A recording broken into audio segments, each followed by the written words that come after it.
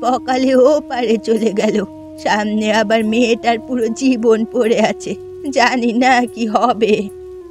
এখন আস্থার সামনে এসব কথা বলে ওর কষ্ট বাড়িও না মা, বরং মুখে সান্ত্বনা দেওয়ার চেষ্টা করো। সান্ত্বনা দিয়ে আর কি হবে? এতে করে কি আর প্রতাপ ফিরে আসবে? আমি যেগুলো বলছি সবগুলোই যৌক্তিক কথা। শুধু তাই নয়, কত জায়গায় কত দেনা আটকে আছে প্রতাপের, সব কিছুর বোঝা আজ তাকে টানতে হবে। এসব নিয়ে চিন্তা করতে করতেই তো অকালে পৃথিবী ছেড়ে চলে গেল ছেলেটা, কিন্তু এখন আমার মেয়ের পুরো জীবন নষ্ট হবে। মা, দয়া করে এখন আমার সামনে এসব কথা বলো না। আমি এমনিতেই খুব কষ্টে আছি। ছেলেটা আমার এখনো ছোট, জানি না ওকে একা কিভাবে মানুষ করব। আমি জানি এটা খুব কঠিন একটা সময়, কিন্তু আমরা সবাই তো আছি, তুই চিন্তা করিস কেন? যা হবে পরে দেখা যাবে, এসব নিয়ে এখন ভেবো না। চল তো কিছু খাবি, আজ 2 দিন ধরে ভাতের একটা দানা মুখে তুলিসনি তুই। আসন্ন ভবিষ্যতের চিন্তায় আমার ক্ষুধা তৃষ্ণা সব মরে গেছে। তুই কোনো চিন্তা করিস না, তোর দাদা যতদিন বেঁচে আছে ততদিন তোর কোনো চিন্তা নেই। যদি কিছু মনে না করেন তাহলে আপনার সঙ্গে দুটো মনের কথা বলতে পারি মা। আমি আর কি মনে করব বলো, কি বলবে বলো। যেহেতু প্রতাপ এখন আর এই পৃথিবীতে নেই, তাহলে কি এখন থেকে আস্থা ও ছেলেকে নিয়ে আমাদের বাড়িতেই থাকবে? সবে মাত্র স্বামী হারিয়েছে, এই অবস্থায় তো আর একা থাকতে পারবে না, তাই আপাতত এখানেই থাকবে। কেন, এ কথা কেন জিজ্ঞেস করছো? না মানে আপনি তো জানেন মানবের অবস্থা, ও নিজেরই নুন আনতে পান্তা ফুরোয়, আর এই অবস্থার মধ্যে আরও 2জন মানুষের দায়িত্ব নেওয়া ওর জন্য খুবই কষ্টসাধ্য হয়ে পড়বে। এ কথাটা আমিও ভেবে দেখেছি, কিন্তু এখন তো আর সাথে সাথে এ বিষয়ে কোনো কথা বলতে পারবো না। কয়েকটা দিন যাক, এরপর না হয় আমি মানবের সঙ্গে এ বিষয়ে কথা বলবো।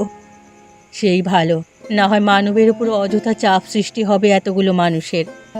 যখন প্রতাপের সঙ্গে আস্থার বিয়ে ঠিক হয়েছিল তখনই আমারও ছেলেকে পছন্দ হয়নি, কিন্তু না জানি তোমার বাবা কিভাবে ওর সঙ্গে বিয়ে দিয়েছিল, আর আজ এই দশা। আর সবচেয়ে বড় কথাগুলো, এখন যেহেতু ওর স্বামী পৃথিবীতে নেই, কদিন পরে নাকি আবার জমি জমার ভাত চেয়ে বসে কে জানে। আছে তো মাত্র একখানা জমি, সেটাও যদি ওর সাথে ভাগ করতে হয় তাহলে মানবের কিছুই থাকবে না। আমি থাকতে এমনটা কখনোই হতে দেব না। তাহলে তো ভালোই, কেননা দিন শেষে আপনার নিজেরও আমাদের সঙ্গেই থাকতে হবে। আর কিছুদিন যাক, দেখি কি করা যায়। কখন থেকে জিজ্ঞেস করছি তোর কি হয়েছে, কিন্তু কিছু না বলে শুধু কেঁদেই যাচ্ছিস। না বললে আমি বুঝবো কি করে বলতো? আমি আমার বাবাকে খুব ভালোবাসতাম, এবং যখন থেকে বাবা পৃথিবী থেকে চলে গেছে তখন থেকে আমার মনে হয় আমার আর কেউ নেই। তোর কষ্ট আমি বুঝতে পারছি, কিন্তু তুই একা নোস, তোর সঙ্গে আমি আছি, পুরো পরিবার আছে, আর তোর মা আছে। তুই আমার কষ্ট বুঝতে পারবি না নবীন, কেননা তোর বাবা এখনো বেঁচে আছে। বাবা হারানোর যন্ত্রণা শুধুমাত্র সেই বুঝতে পারে যার বাবা নেই। আমি জানি এখন তোর জন্য খুব কঠিন সময়, কিন্তু আমার বাবাও তো তোকে খুব স্নেহ করে, তোকে নিজের ছেলের মতো দেখে। আমি জানি কাকামাকে খুব ভালোবাসে, কিন্তু পৃথিবীতে বাবার অভাব কেউ পূরণ করতে পারে না নবীন। এখন এটা নিয়ে এভাবে মন খারাপ করে থাকলে কি কোনো সমাধান হবে? সব কষ্ট ভুলে নতুন ভাবে সব কিছু শুরু করতে হবে। বলা যতটা সহজ, করা ততটাই কঠিন। তুই এখন যা, আমায় কিছুক্ষণের জন্য একা ছেড়ে দে। আমি এখন এখান থেকে উঠে চলে যাব, তারপর তুমি বসে বসে কান্না করে বুক ভাসাবে, সে কথা আমার খুব ভালো করে জানা আছে। শুধু আমি না, মা খুব একা হয়ে গেছে। কদিন ধরে আমি মাকে হাসতে দেখিনি, ভালোভাবে কারোর সঙ্গে কথা বলতে দেখিনি, এমনকি আমার সাথেও ঠিকমতো কথা বলে না। কিছুদিন গেলে দেখবি সব কিছু ঠিক হয়ে যাবে, তুই চিন্তা করিস না।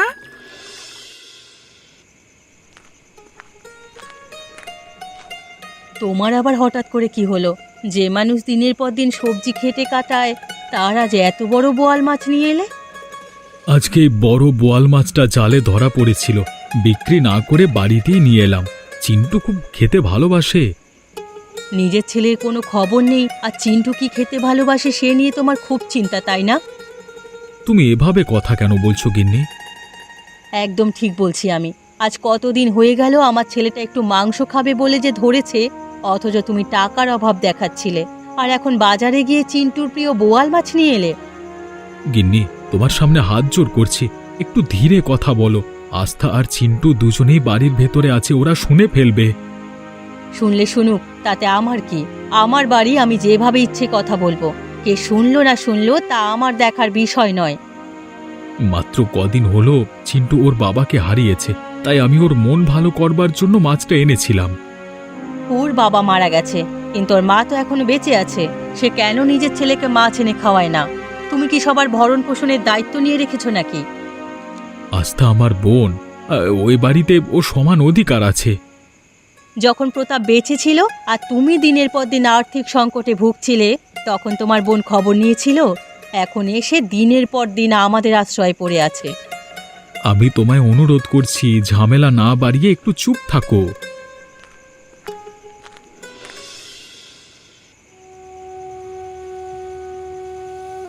আজকে আমি চিন্টুর প্রিয় বোয়াল মাছ নিয়ে এসেছি, চলো সবাই মিলে একসঙ্গে খেতে বসি। তোমরা খেয়ে নাও দাদা, আমার আর চিন্টুর খিদে নেই। সে আবার কেমন কথা? এত শখ করে আমি আমার ভাগ্নির জন্য মাছ নিয়ে এলাম, আর তুই বলছিস তোদের খিদে নেই? আজ সন্ধেবেলায় সদর দরজার সামনে দাঁড়িয়ে বৌদি যে কথাগুলো বলেছিল, সেগুলো শোনার পরেই খিদে মরে গেছে। দেখেছ গিন্নি, এই জন্যই আমি তোমায় বারবার বলেছিলাম চুপ করতে। ও সব শুনে নিল। একবার ভাবো ওর মনে কতটা আঘাত পেয়েছে। শুনেই যখন নিয়েছো তখন সরাসরি বলি আস্থা, ভালোভাবেই তো জানো আমাদের অভাবের সংসার, তাহলে দিনের পর দিন এখানে পড়ে আছো কেন? তুমি আবার সেই একই কথা বলছো? আস্থা আমার বোন, ওর যতদিন ইচ্ছে ও এখানে থাকবে, তুমি বলবার কে? বৌমা একদম উচিত কথা বলেছে মানব। প্রতাপ মারা যাবার পর প্রথম কয়েকদিন ঠিক ছিল, কিন্তু এখন আমার মনে হয় আজ তার অন্য কোথাও ওর ছেলেকে নিয়ে চলে যাওয়া উচিত। মা, তুমিও হেমার কথায় সায় দিচ্ছ? আর কিছু বলিস না দাদা, আজকের রাতটা একটু সহ্য করে নাও মা। আগামীকাল ভোরের আলো ফুটতেই আমি আমার ছেলেকে নিয়ে এখান থেকে চলে যাব। বোন রে, তুই মা আর হেমার কথা শুনে এসব বলিস না। উপরওয়ালা যেহেতু আমায় এই কঠিন পরীক্ষার মধ্যে ফেলেছেন, তাহলে এখান থেকে উদ্ধার তিনিই করবেন। সেই ভালো, এখন যেহেতু তোমার আগে পেছনে কেউ নেই, তাহলে নিজের হাল নিজেই ধরো। বেশ, তাই হবে। চল চিন্টু। মা, এই সাত সকালে ঘুম থেকে তুলে আমাকে কোথায় নিয়ে যাচ্ছ? কাল রাতে আমি সবাইকে কথা দিয়েছিলাম, তোকে নিয়ে আমি দূরে কোথাও চলে যাব, আর সেটাই করছি আমি। কিন্তু আমরা যাব কোথায় আর কোথায় থাকবো? সৃষ্টিকর্তা যদি একটা দরজা বন্ধ করে দেয়, তাহলে আরো 100টা দরজা খুলে দেন। কোথাও না কোথাও আমাদের মা ছেলের ঠাঁই ঠিকই হয়ে যাবে। আমরা দিদিমা আর পিসির কি ক্ষতি করেছিলাম মা? ওরা আমাদেরকে কেন সহ্য করতে পারে না? সে কথা উপলব্ধি করতে পারার মতো বয়স তোর এখনো হয়নি বাবা। যখন তুই আরো বড় হবি আর পৃথিবী চিনতে শিখবি, তখন তুই নিজেই বুঝতে পারবি তারা কেন এমনটা করলো। আর যদি বাবা এই পৃথিবীতে বেঁচে থাকতো, তাহলে আমাদের সঙ্গে এমন কিছুতেই হতে দিত না, তাই না মা? তার মৃত্যুর পর থেকেই তো ভাগ্যে এত অপমান আর অবহেলা জুটেছে। সে যদি আজ পৃথিবীতে থাকতো, তাহলে তোর আর আমার এভাবে সবার থেকে লুকিয়ে গ্রাম ছেড়ে পালাতে হতো না। কিন্তু কিন্তু কাকা যদি ঘুম থেকে উঠে দেখে তুমি আর আমি নেই, তিনি তো খুব চিন্তা করবেন। সে কিছু হবে না, তুই ছোট মানুষ, তুই এসব নিয়ে এত ভাবিস না। এখন তোকে নিয়ে একটা সুরক্ষিত আশ্রয়ে ঠাঁই পেলেই হলো, বাকি সব কিছু আমি সামলে নেব। কিন্তু আমরা এই গ্রাম ছেড়ে কোন গ্রামে যাচ্ছি? এখান থেকে মাত্র 1 গ্রাম দূরে আরেকটা গ্রাম আছে, সে গ্রামের নাম রতনপুর। আমরা রতনপুরের দিকে যাচ্ছি, আর সেখানেই কোথাও কোনো আশ্রয় খোঁজার চেষ্টা করব।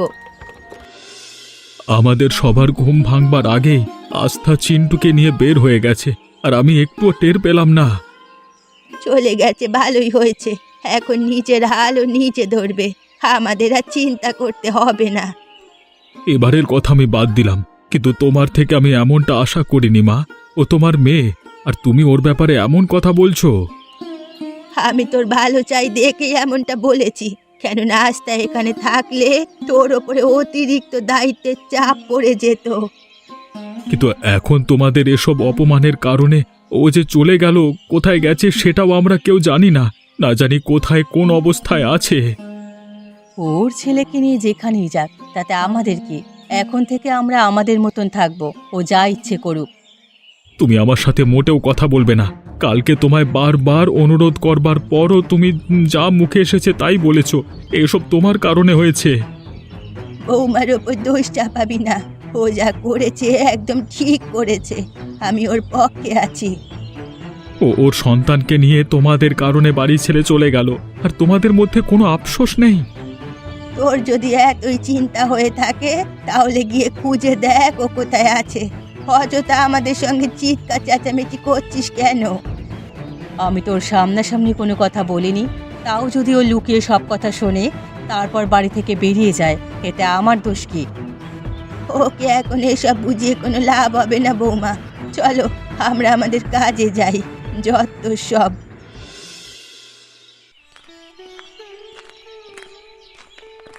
এই শীতের বিকেলে একা একা কোথায় গিয়েছিলি তুই? জানিস আমি কত চিন্তায় ছিলাম। নতুন জায়গা, এখানে চেনা পরিচিত কেউ নেই। তুই হারিয়ে গেলে কি হবে? চিন্তা করছো কেন মা? আমরা এখানে নতুন, তাও এ কদিনে আমার অনেকের সঙ্গে পরিচিতি হয়ে গেছে। পরিচিতি হলেই তো সবার সাথে বাইরে বাইরে ঘুরতে হবে এমন কোনো কথা নেই। আজকাল দিনকাল খুব খারাপ, কারো বিশ্বাস করা যাবে না।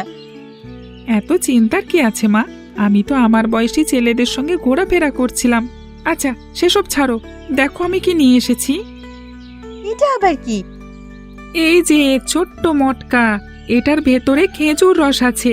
মাত্রই খেজুর গাছ থেকে পেড়ে নিয়ে এলাম। কি দরকার ছিল গাছে উঠে এটা নিয়ে আসার? আমার বন্ধুরাও গাছে উঠেছিল, তাই ভাবলাম আমিও একটু খেজুরের রস নিয়ে আসি। আর খেতে যে কি স্বাদ! আচ্ছা, এদেশে যখন দে, এটা দিয়ে গুড় বানিয়ে অনেক রকমের পিঠে তৈরি করা যাবে।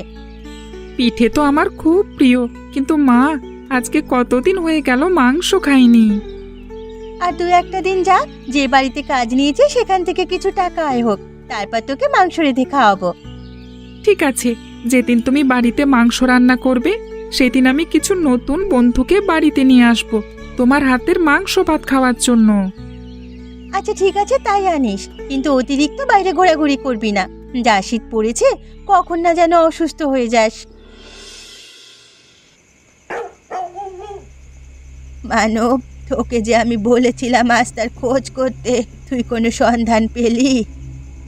তোমার বলা ছাড়াও আমি বহু জায়গায় ওর সন্ধান করেছি মা, কিন্তু এখনো খুঁজে বের করতে পারিনি ও ঠিক কোথায় আছে আর কি অবস্থায় আছে। আজ প্রায় 20 দিনের মতো হলো এই জ্বরে ভুগছি। কত ডাক্তার, কত ওষুধপত্র দিয়ে চেষ্টা করা হলো, কিন্তু এ জ্বরে কোনো উন্নতি নেই। আমি আর এ যন্ত্রণা সহ্য করতে পারছি না। অতিরিক্ত শীতের কারণে এমনটা হতে পারে। আমি তো চেষ্টার কোনো ত্রুটি রাখিনি। নদী পার হয়ে শহরে ডাক্তার নিয়ে এসেছি তোমার চিকিৎসার জন্য, কিন্তু তাও কোনো পরিবর্তন নেই। আমি জানি আমার সঙ্গে এমনটা কেন হচ্ছে। আস্তার সঙ্গে আমি অনেক অন্যায় করেছি। আমি ওর মা হয়ে ওকে অবহেলা করেছি, আর তার শাস্তি এখন পাচ্ছি। মা তুমি বিশ্রাম নাও, এখন এসব কথা বলবার সময় নয়। এসব নিয়ে যত ভাববে ততই আরো বেশি খারাপ লাগবে তোমার। আমার এই যন্ত্রণা ততক্ষণ ঠিক হবে না যতক্ষণ না আমি আস্তাকে খুঁজে বের করে ওর কাছে ক্ষমা না চাইব। এমন কোনো জায়গা নেই আমি ওকে খুঁজিনি।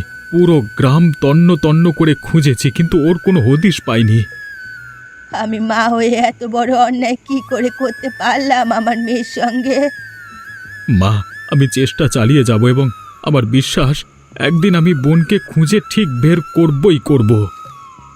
দু চোখ চিরতরে বন্ধ করার আগে যদি শেষবারের মতো ওকে দেখতে না পারি, তাহলে আমি মরেও শান্তি পাবো না। মা তাড়াতাড়ি খাবার নিয়ে এসো, কত বেলা হয়ে গেল, আমরা বসে আছি।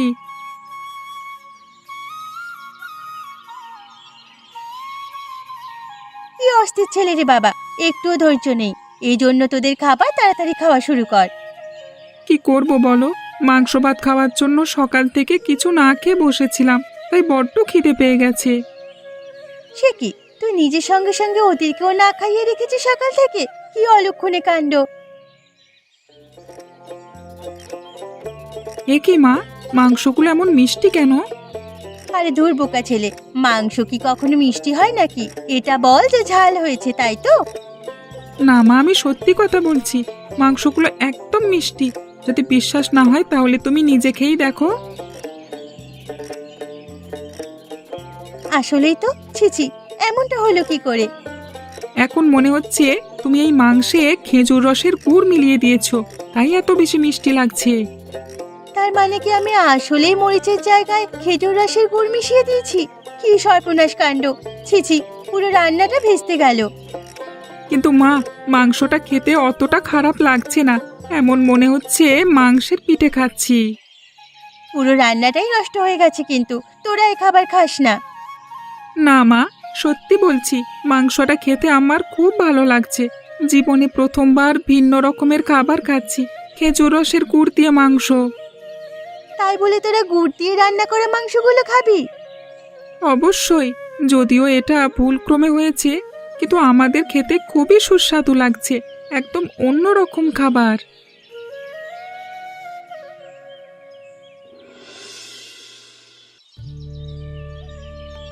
আপনি কি চিন্টুর মা? আগে হ্যাঁ, কিন্তু চিন্টু এই মুহূর্তে বাড়িতে নেই। সে বোধহয় মাঠে গেছে তার বন্ধুদের সাথে। আমি চিন্টুর জন্য আসিনি, আসলে আপনার খোঁজ করবার জন্য এসেছিলাম। আমার খোঁজ করার জন্য? কিন্তু আপনি কে? আপনাকে তো আগে কখনো দেখেছি বলে মনে করতে পারছি না। আপনি আমায় আগে কখনো দেখেননি এবং আমিও আপনাকে আগে কখনো দেখিনি। এটাই আমাদের প্রথম পরিচয়। যেহেতু এটাই প্রথম পরিচয়, তাহলে এটাও বলে ফেলুন আপনি কে, আর আমার খোঁজ করতে কেন এসেছেন? আমি চিন্টুর বন্ধু সমীরের বড় ভাই। আমার নাম ভানু। আমার একটা ছোট্ট ঠেলা গাড়ি আছে, আর সেটাতে করে আমি বিভিন্ন রকমের নাস্তা বিক্রি করি। ও আচ্ছা, সমীর আমাদের বাড়িতে এই নিয়ে বেশ কয়েকবার এসেছে, কিন্তু তার যে বড় ভাই আছে আজ প্রথমবার জানতে পারলাম। ও বাড়িতে প্রায় সময় চিন্টু আপনাকে নিয়ে গল্প করে। ওর থেকে আমি জানতে পারলাম আপনি নাকি খেজুর রসের গুড় দিয়ে মাংস রান্না করেছিলেন। আসলে কি আর বলবো, সেদিন ওদের নেমন্তন্ন করেছিলাম, কিন্তু মাংসে মরিচের জায়গায় ভুল করে খেজুর রসের গুড় দিয়ে দিয়েছিলাম। অবাক কাণ্ড সে এক, কিন্তু ওরা সবাই যে সেটা খুব মজা করে খেয়ে নিল। না, প্রথমে শুনে আমার একটু অদ্ভুত লেগেছিল। ভেবেছিলাম গুড় দিয়ে এবার কি মাংস হয় নাকি আবার, কিন্তু পরে আমার মাথায় একটা বুদ্ধি আসে। কেমন বুদ্ধি? আপনি যদি রাজি হন তাহলে খেজুর রসের গুড় দিয়ে মাংস রান্না করে সেটা আমার ঠেলা গাড়িতে বিক্রি করতে পারি। দেখবেন গ্রামের সব ছোট ছেলেমেয়েরা খেজুর রসের গুড়ের মাংস খাওয়ার লোভে আমার ঠেলার আশেপাশে হুমড়ি খেয়ে পড়বে। সত্যি বলছেন? এমনটা করা সম্ভব? আর লোকে এই রান্না পছন্দ করবে? অন্য কেউ পছন্দ না করলেও ছোট ছেলেমেয়েরা এটা খুব পছন্দ করবে, আর তাই আপনার কাছে প্রস্তাব নিয়ে আসা। যদি এমনটা হয়ে থাকে তাহলে আমার কোনো আপত্তি নেই। বেশ, তাহলে কালকে থেকেই আপনি কাজে লেগে পড়ুন। প্রতিদিন আপনাকে 150 টাকা করে দেব। আপনি কে? আপনাকে তো এই গ্রামে আগে কখনো দেখিনি। আমি এ গ্রামের বাসিন্দা নই, দোহাটি গ্রাম থেকে এসেছি। আমি মাছের ব্যবসার কিছু কাজে এ গ্রামে এসেছি আর কি। ও আচ্ছা আচ্ছা, তাহলে তো আপনি আমাদের গ্রামের অতিথি। আপনার আপ্যায়ন করা আমাদের কর্তব্য। দয়া করে এসব বলে আমাকে ছোট করবেন না। আর আমি নিজের কাজে এসেছিলাম, কাজ শেষ হলেই চলে যাব। আপনি অযথা আমার জন্য কষ্ট করতে যাবেন না। আপনি প্রথমবার এ গ্রামে এসেছেন, হয়তো এ গ্রামের কোনো কিছুই সঠিক আপনার জানা নেই, কিন্তু এটা এখন আমার সঙ্গে আমার পরিচিত হলো আপনার। আমি আপনাকে সব কিছুতে সাহায্য করব। আচ্ছা বেশ, কিন্তু আমি সকাল থেকেই কিছু না খেয়ে আছি, খুব খিদে পেয়েছে। কোনো চিন্তা নেই, আমার একটা ছোট খাবারের ঠেলা আছে, সেখানে চলুন। আপনাকে রতনপুরের বিখ্যাত খেজুরের রস দিয়ে রান্না করা মাংস খাওয়াবো। খেজুরের রস দিয়ে মাংস? এটা আবার কেমন খাবার? জানি, শুনতে খুব অদ্ভুত লাগছে, কিন্তু একবার খেলে ও স্বাদ ভুলতে পারবেন না আপনি।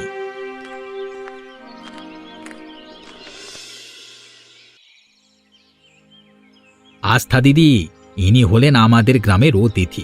এনাকে আপনার বিখ্যাত মাংস রান্নাটা খাওয়ানোর জন্য নিয়ে এসেছি। দাদা তুমি? তুই এখানে কি করছিস? আমি এখন আমার ছেলেকে নিয়ে এই গ্রামেই থাকি আর এই ঠেলায় রান্না বান্নার কাজ করি। তুই চিন্তাও করতে পারবি না, আমি তোকে কত জায়গায় খুঁজেছি, কত লোকের কাছে তোর সন্ধান চেয়েছি, কিন্তু তোর হদিশ পাইনি রে। তোমার বাড়িতে বৌদি আর মায়ের নানা রকমের কথা শুনে আমার নিজের বিবেকে বাধা দিচ্ছিল। তাই বলে তুই কাউকে কিছু না জানিয়ে এভাবে অন্য একটা গ্রামে পালিয়ে চলে আসবি? আমি আর তোমাদের কারোর উপরে বোঝা হয়ে থাকতে চাইনি, তাই কাউকে না জানিয়ে বাড়ি থেকে চলে এসেছি। আমি জানি মা আর হেমা তোর সঙ্গে যে আচরণ করেছে তাতে তুই খুব আঘাত পেয়েছিস। মা এখন প্রতিনিয়ত তোকে খোঁজেন। যা কিছু হয়েছে সব ভুলে আমার সঙ্গে চল আস্থা। মায়ের কি হয়েছে? মা ঠিক আছে তো? তিনি তোকে দেখবার জন্য কাতর হয়ে আছেন। তোর প্রতি যে অন্যায় করেছেন তার জন্য তিনি অনুতপ্ত। বেশ, আমি যাব তোমার সঙ্গে, গিয়ে মায়ের সঙ্গে দেখা করে আসবো। অবশেষে 2 মাসের খোঁজাখুঁজির পরে আমি তোকে আশ্চর্যজনকভাবে খুঁজে পেলাম, কিন্তু তার চেয়েও বেশি আশ্চর্য হয়েছি তোর রান্না করা সেই বিখ্যাত খাবারের নাম শুনে। খেজুর রসের গুড় দিয়ে মাংস। আমি তো জানতামই না আপনারা ভাই বোন। তবে যাই বলুন, আজকে এই আশ্চর্যজনক খাবারের বাহানায় আপনারা আবার একত্রিত হলেন, হ্যাঁ? শুনেছি পুরো রতনপুরে নাকি তোর এই রান্নার খুব সুনাম ছড়িয়ে গেছে। কি এমন আছে এতে? এটা খেলেই বুঝতে পারবে। চলো তাহলে রওনা দেওয়া যাক। তোমার বাড়িতে গিয়ে তুমি, মা, বৌদি সবাইকে রান্না করে খাওয়াবো রতনপুরের বিখ্যাত শীতকালের খেজুর রসের গুড় দিয়ে মাংস। এমনই মজার মজার সব গল্প দেখতে আমাদের চ্যানেলটিকে সাবস্ক্রাইব করতে ভুলবেন না।